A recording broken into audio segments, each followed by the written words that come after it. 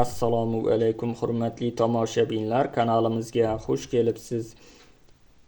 Bu yil Qurbon hayitida o'zbekistonliklar necha kun dam oladi? Bugungi videomizda shu haqida batafsil ma'lumot beramiz. Agar kanalimizda yangi bo'lsangiz, obuna bo'lib qo'yishni unutmang. O'zbekistonda Qurbon hayiti munosabati bilan necha kun dam olinadi? O'zbekistonda Qurbon hayiti 27-mayga to'g'ri kelsa, ketma-ket 5 kun dam olish mumkin bo'ladi.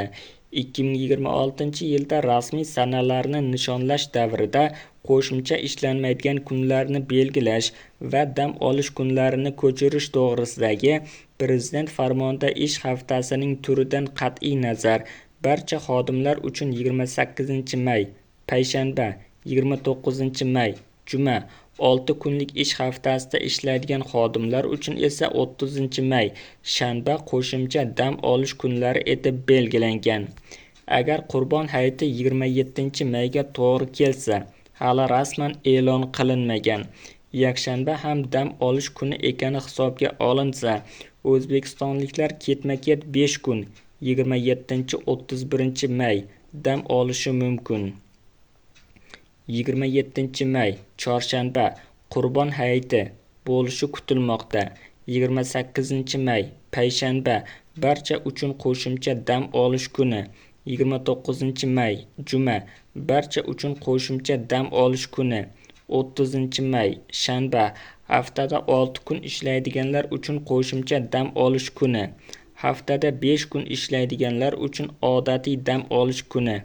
31-may, yakshanba, barcha uchun odatiy dam olish kuni.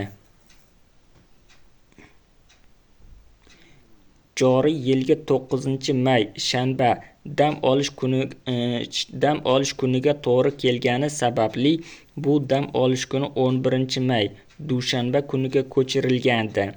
Saudiya Arabistonida 17-may kuni Zulhijja oyining hiloli ko'ringani haqida xabar berildi.